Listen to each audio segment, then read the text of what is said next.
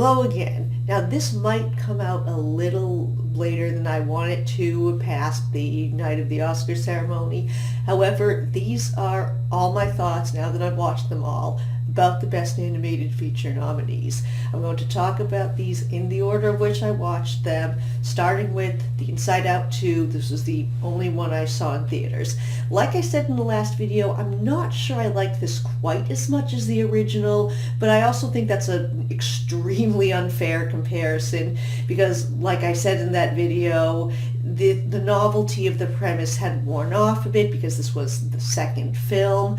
But I also think that kind of worked to its advantage in a way, because I was talking about this with a friend recently, and they said that they felt like in the first one, Riley felt more like a device than an actual character. Now, I didn't get this personally. I think it was kind of like a reverse of the film 9, where, the puppets all seemed kind of one note in personality because they were each a trait of the creator. I felt like this was kind of similar in that she seemed kind of one note in the original because those emotions were all her. Every time they were talking or acting, that was her thinking. But like I said, I get what they meant by when they said that, and I feel like she was more of a fleshed out character here because since they had already established how the emotions work, they were able to spend a little more time in the physical world.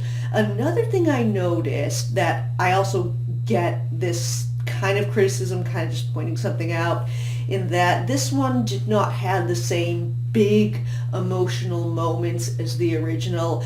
And I also think that was for a reason. I think that's because when you're younger, things seem much bigger. Like when you're that age, yeah, maybe your biggest problem would be that, you hate where you've moved to so much that you just want to go on a bus and go back to your old home. Where when you're a little bit older, the biggest problem may just be whether or not you make the hockey team and, that your friends are going to another school the next year. And I think that gets to the heart of what made this film work. It was just the most natural, most organic continuation of the story from the original. With that said, I'm not really sure whether I want this to continue. Part of me thinks that they could make a third and fourth one, maybe one with her in high school, then one with her in college. But I'm also really not sure that they shouldn't just end on this high note. My stance on this is nowhere near as hardline as it was with Finding Dory, though. I remember when I saw that, I was thinking, okay, this is great, but if they make another one, they're going to be milking that. I feel like it could go either way. If they leave it here, that's fine. If they decide to continue it, I'm optimistic. I do have to say, though, I'm impressed that a kid's movie contained the line, "She's joined a cult." I mean, that alone was just worth the price of admission. Now, moving on to the next, Flow. You know how I said in the last one that Wallace and Gromit, Bandits Most Foul, I knew would be the film on this list that would surprise me the least? Well, I know I didn't say which one I thought would surprise me the most, but in an answer to that question I did not ask, this is the one that surprised me the most. Not because I didn't think it would be great, I thought it would be, but in terms of the film it most reminded me of. I said in that previous video that I thought it would remind me most of WALL-E because, they are both post-apocalyptic settings, very cutesy characters in a film with little to no dialogue. But I was way off there, and I think I get why. You see, WALL-E is a quieter film than most Disney or Disney/Pixar movies, but it's not necessarily really all that quiet a film once I think about it. There is a lot of slapstick, a lot of noise, a lot of high-energy action scenes. Flow, on the other hand, was a genuinely very quiet film. It takes its time. It's very spiritual and atmospheric and just very poignant if you really get sucked into it and pay attention. And because of that, I feel like the film I was able to most closely compare it to was the original Land Before Time. And I know that sounds kind of weird because that actually did have dialogue, whereas Flow doesn't. But I feel they hit the same essential beats. That you really feel the life and death stakes. They're, different species of animal, one member of each, all working together. And the fact that, it's there's subtlety when there needs to be. There's quiet when there needs to be, except for when the sharp tooth attacks and it's loud. You know what I mean. I actually feel that makes it a really good baby's first survival story movie, even more so than The Land Before Time. Because whereas The Land Before Time had those big, intense, violent moments at times, this is very subtle all the way through. And yes, there are two animal deaths. We do have the Littlefoot's mom / Mufasa / Bambi's mom moments. But even those are not intense or violent deaths. They're very poetic, melancholy moments. And part of me thinks, well, okay, maybe that's not the best thing because, kids need to handle those big emotions. But I also like that the creators were kind of respecting young kids in the audience by assuming that they would still understand that these were sad moments, even though, they're not going really over the top with the melodrama.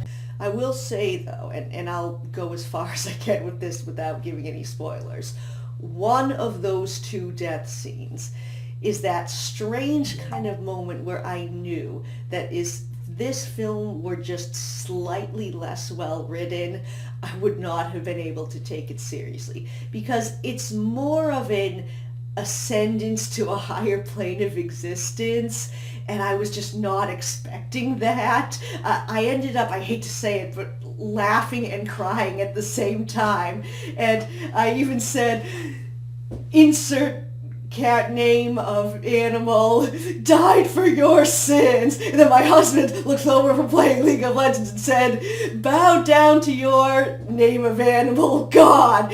And to make things even crazier, there's another animal who's watching this happen. So of course I think to myself, name of animal, you will be the rock upon which I will build my church.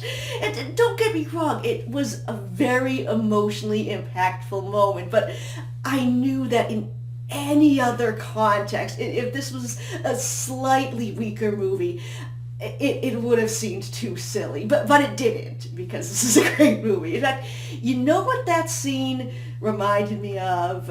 I'm going to have to say it reminded me of a moment from the absolute legend of an anime/manga, One Piece.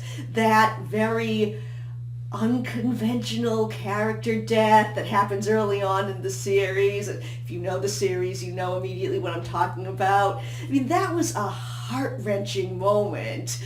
And yeah, I cried a little during that, but you got to admit that was kind of fundamentally silly. The fact that this device is a living thing and it has a voice and it's saying goodbye to its loved ones. That was, like everything else in the series, very surreal. So that was the moment I compared that scene in Flow to. And just so I don't seem too callous, there are moments in One Piece that just flat out made me cry. Not denying that.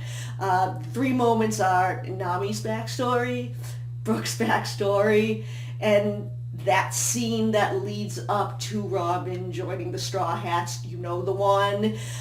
And I'll also admit, though, that the other major character death that happens later on, that could have brought up the waterworks in me, but I was just too angry to cry. I think I was just like, no, they're gone! But before I get too off topic, I'll go back to Flow. Another thing I noticed about this, and it actually kind of bugged me at first, at least in the first 5-10 minutes, is that there's no real geographic or historic consistency to the setting. And I actually ended up appreciating that. I could very much tell eventually that that's the idea. It's that this could be anywhere, this could be any time, the details don't matter. I think that just wraps up my thoughts on this film. It was great. I don't ever want to say this lightly, but I really do believe that, like with Spider-Verse and like with Arcane, this is a new classic. This, if my arm's really being twisted on the matter, this is the one I want to win. But there's a caveat to that. There is one that I'll, for the most part, another that I'll be just as happy if that takes the trophy as well. I'll get to that in a moment. And next up, Wallace and Gromit, Vengeance Most Foul. Not a whole lot to say except that, as expected, this was just a warm, comforting, homemade meal of a wholesome comedy adventure with two beloved characters. I don't think it was quite as funny as the last two, but I think what made up for it was the things that it did a little bit differently than the last two feature films. First of all, in that this was a film based on previous continuity. This was a whole plot reference to the short film that introduced Feathers McRae, because this was, of course, all, as the title suggests, all about his revenge and how the things in that short film didn't quite play out the way we thought they did at first.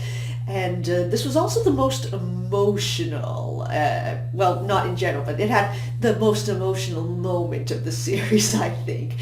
In the climax, there's a line that just made me go, oh, and if you've seen it, you know the one. And speaking of emotion, correct me if I'm wrong, but if my memory serves me correctly, I think this was the first time we've seen Gromit cry, and twice at that. And let me tell you, that took me off guard. I found that surprisingly upsetting. But nothing more to say about that. It's very charming, as always. I always love how these movies sort of adjust the slapstick to the exact nature of the plot. Like, I feel like with a lot of other kids' movies, it's just like constant slapstick no matter what. But, I noticed that with this, it wasn't quite as crazy as the previous films because, this was more suburban focused because, the robots that Wallace builds, the Norbots, they're dumb. They're made mostly for yard work. So, all the slapstick was usually yard-based, like, the big gasp moment for violence is, Gromit just getting locked in a shed and having to saw himself out. But, that fits. It wasn't too crazy, but, that fits. And I always admired that. And that brings us to the second stop-motion film of the nominee list. It really makes me feel good to say that because I love stop motion. Memoir of a Snail. Now this actually, next to Flow, surprised me the most out of the films on this list because I wasn't as overwhelmed by the intensity as I thought I was going to be. I think that's partially because I was prepared for that. I psyched myself up for it.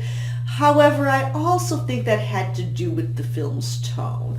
I think it was one of those stories kind of like BoJack Horseman. And yes, I know this was not almost in any way as dark as most of BoJack Horseman is. But that's the basic tonal comparison, in that the darkness is a bit offset by the humor and the quirkiness.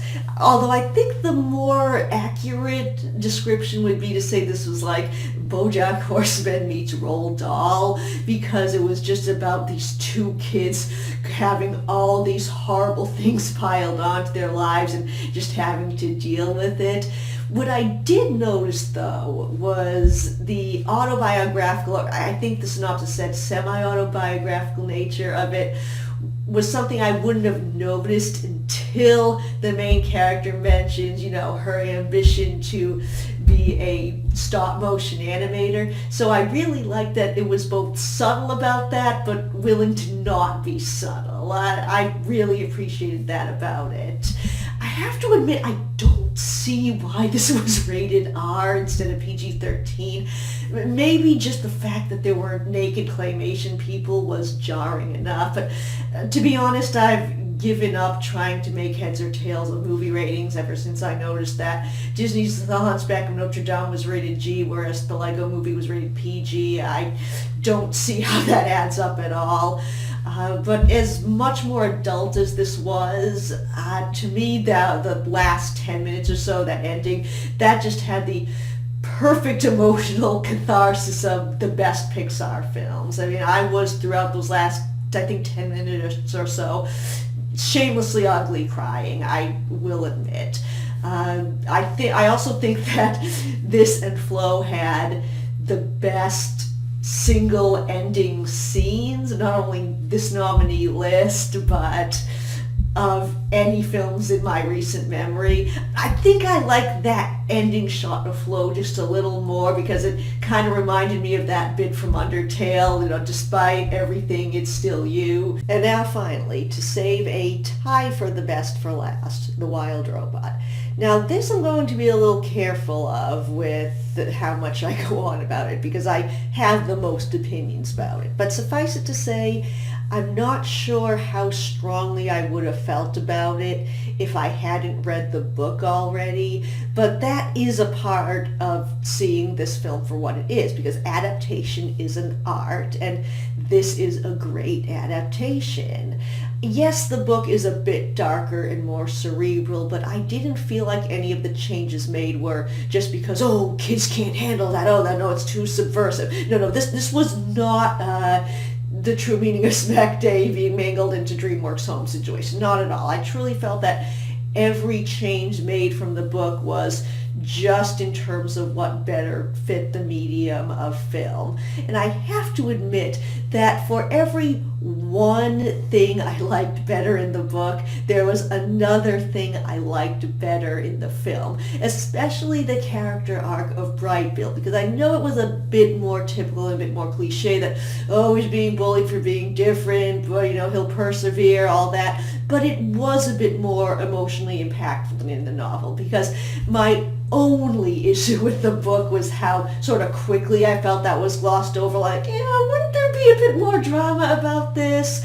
And I'm also kind of biased because I felt like that made him and Roz equally underdog-ish as protagonists, so that kind of, for any anime fans out there, made them feel more to me like Pochi and Kage from Ranking of Kings. I think my favorite thing about this story in both forms, though, is that it so easily could have just been a technology bad narrative without employing any nuance about how it can improve our lives despite it often being dangerous or harmful. It just struck that good balance to me, which is sadly very rare. And I think that's why the tale I can most closely compare this to, and I'm once again sort of merging the novel and movie into one entity, would be Mrs. Brisby and / The Secret of NIMH. I mean, yes, that story was much, much darker, and there's magic in that where there isn't in The Wild Robot, but I do feel like it's the same basic major theme of nature and technology working in harmony if we let it. And I also think, like The Rats of NIMH, that this is a story that can truly stand the test of time. That pretty much wraps it up then. I think I'll be just about equally happy if The Wild Robot wins as if Flow wins. I'll be happy actually if any of these do. I won't be mad. They were all great films. I'll only side-eye the Inside Out 2 winning a little bit because I heard that story a few years back that a lot of Academy voters only voted for the Disney or Disney/Pixar entry because, that's the only one they saw because that was what their kids watched. So that I'll be a little iffy about, but hey, the quality is there, so I guess even with that in mind, I won't be too angry. That's it. Feel free to voice your thoughts about what you feel is the hierarchy of these films. And yeah, that's it. Take care.